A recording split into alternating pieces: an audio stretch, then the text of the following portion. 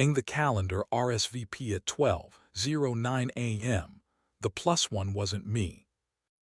I'm not jealous of bodies, I'm jealous of invitations. Bodies tell the truth if you stop staging them.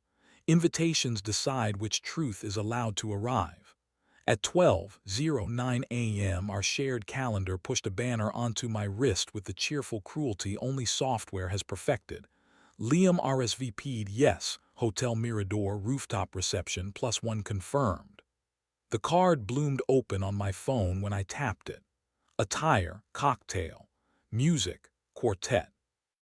Notes, ask the bar for the rosemary gimlet. Under guests, a neat parenthesis I didn't own. +1, M. Vale. Liam had texted earlier at 10:43. Bored, wants one more drink. Don't wait up. He had kissed the air near my cheek before leaving our administrative truce and tugged the door shut with both hands like closing a mouth.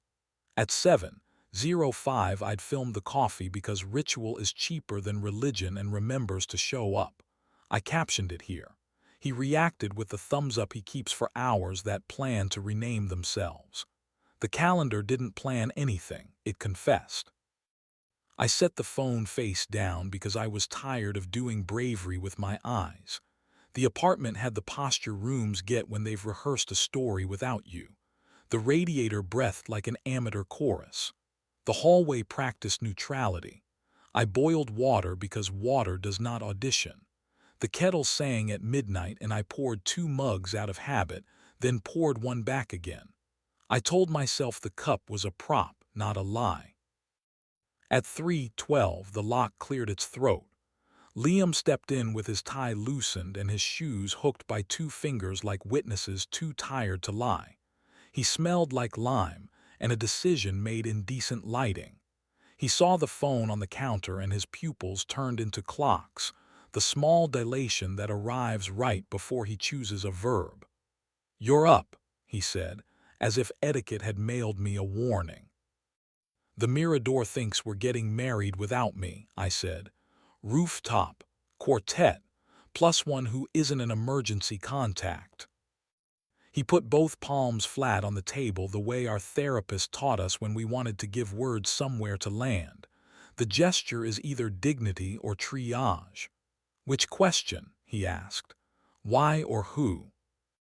"Why," I said, because Matt, my emergency adult, kicks me under imaginary tables when I lead with names. If I start with who, the night gets to write our minutes. "Because the part wasn't coming," Liam said. He looked at the patch of wall where the paint keeps wanting to retire without ceremony. "Because the board clapped at the wrong places and demanded to be forgiven with gin. Because the Mirador's terrace lends people courage they haven't earned. Because Marcus, M. Vale, pitched a donor on the show and said we should practice our gratitude by attending a reception that didn't need us. Because I said yes before the hour deserved it." "Did you kiss him?" I asked, breaking Matt's superstition like a boy with a stick and a fence. Liam's mouth made the shape I collect for truth. "On the elevator once," he said. "Small and honest and wrong, I came home." "I hate how sane that sounds," I said, which is the sentence I use when mercy shows up before I find the tone to hold it. We didn't sleep. We did something more humiliating and useful. We agreed to go to the Mirador at noon when cities pretend to be merciful. The lobby smelled like citrus that had learned to whisper. The woman at the desk had a cathedral's poise. "Welcome back," she said to Liam, the phrase falling between us like a dare. We took the elevator to the rooftop. The terrace, empty in daylight, offered tables with linen like promises that hadn't learned to keep themselves. A quartet case leaned against a chair, open-mouthed. Marcus waited by the rail with a paper cup and the posture of a man prepared to pay for his verbs. He saw us both and didn't pretend surprise, my favorite trick in men who owe the room honesty. "I was coming to apologize," he said, "to you both, and to whatever part of this roof thought it had invented the answer. You don't get to call us both like we're yours, I said, because cleverness is my superstition and I tithe when I'm anxious. Rehearsal is a room, a kiss is a scene, the calendar is a snitch. You don't get to be the verb in our kitchen. Marcus nodded as if he'd learned to teach younger men how to survive their habits. He loves you, he said to me, not looking away. I like being near that. I'm sorry my job uses the same grammar as desire. Liam didn't look at Marcus. He looked at me with the exact weight of a man deciding which door deserved his mouth. I want open windows, he said, not open doors.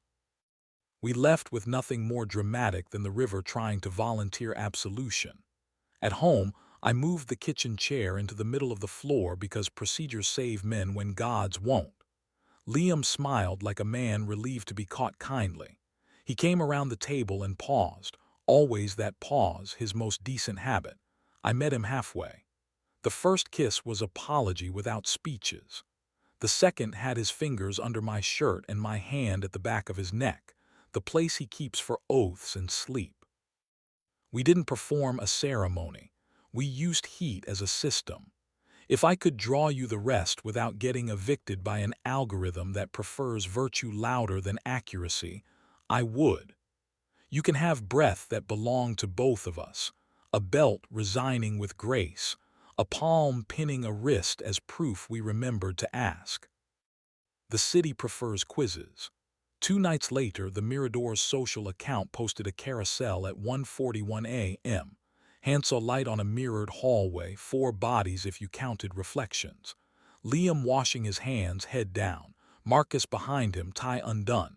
A stranger passing like a rumor. Me in the doorway because whoever posted had tagged my name. The caption said boys being brave. Comments did what comments do. I typed nothing. I turned the phone face down. I put the chair in the middle of the kitchen and sat until I could laugh. Liam came home and handed me his phone without instructions. Delete or archive, he said. I don't want new grammar. You don't need me to erase your verbs, I said. He rested his forehead against mine like a paperweight on a better draft. 3 days later, the email arrived with fonts that have never had to apologize to a kitchen. Residency, 7 days, quiet rooms, kind windows.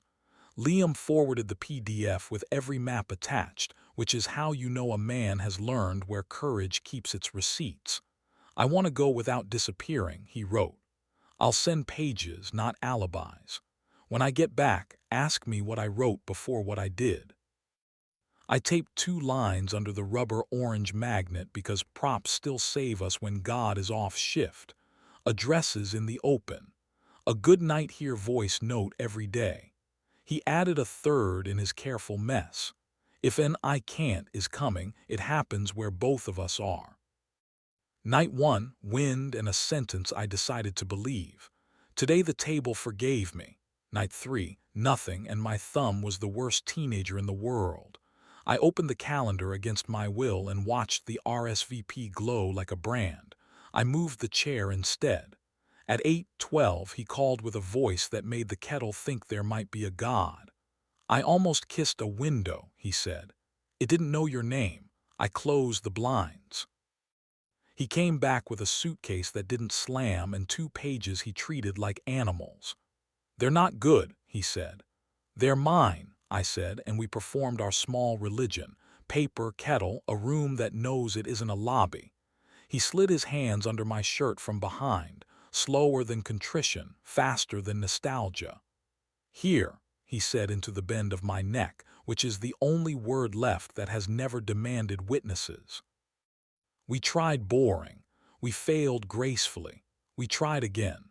Marcus learned to stand at the back of the house with his arms crossed like a man paying the bill he owes himself. He clapped exactly once after the kiss on preview night.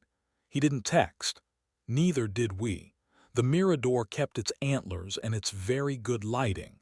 The calendar kept pretending it was a diary instead of an accomplice. One more test. The world is thorough when it thinks you've studied. At 12:07 a.m., a new banner flickered across my phone. Liam added farewell drinks, Hotel Mirador rooftop, 1:00 a.m. Guests, Marcus Vale, +3. I moved the chair. Liam came home at 1:52 with a sentence ready and his hands empty. I walked him to the elevator, he said. He kissed the hallway goodnight. I kissed the button, good decision. Do you want to hate me now or later? I prefer now. I like the way you come back from it. I'm tired of coming back, I said. I want to stay. He touched my jaw with 2 fingers, the intimacy director's sacrament repurposed for domestic faith, and for once the gesture belonged exactly where it landed. We went to bed without performing an essay on forgiveness. We used our mouths the way men do who still prefer heat to cleverness. The room did not applaud. It didn't need to. Weeks alter even honest bruises.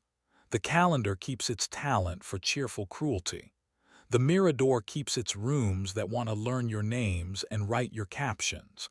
I keep the kettle and the chair we move when words try to riot. If another night offers me a RSVP with the kind of honesty nobody asked for, or a window that wants to practice absolution, or a hand on a back that isn't mine easing a man toward a door that refuses to be neutral, I hope I remember the handful of humiliating, useful acts that got us through this one. Put water on. Ask why before who. Hold the breath before contact and let it finish being the scene. Then wait for the lock's small throat clearing, like it's the first note in a song we can still tune to. We didn't get away with anything. We stayed. We are still staying. When Liam says here, my body has stopped auditioning for suspicion.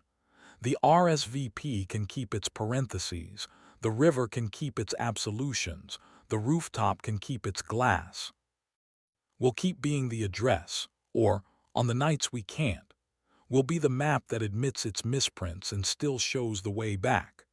Past the lobby that thinks it's a verb, past the elevator eye that loves its own memory, into a kitchen where a chair knows what it's for, a kettle sings at 7:05, and 2 hands that have done worse learn again how to touch without asking the night to edit.